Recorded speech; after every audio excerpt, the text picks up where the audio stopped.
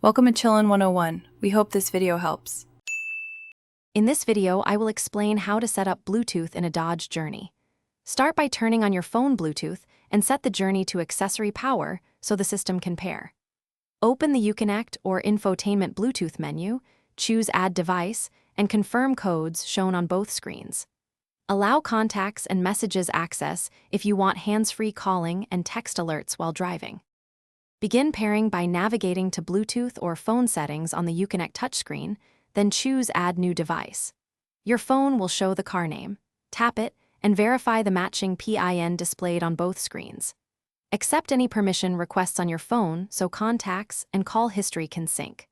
Wait for confirmation that the device is connected and test a call or media playback to ensure. If pairing fails, power cycle both your phone and the vehicle system, then retry the process from the beginning. Delete older or unused devices from the Bluetooth list on both the phone and the Journey to prevent conflicts. Check for software updates on your phone and the Dodge Uconnect system, as compatibility fixes often resolve issues. If problems persist, consult the vehicle manual or reach out to dealership support for guided assistance.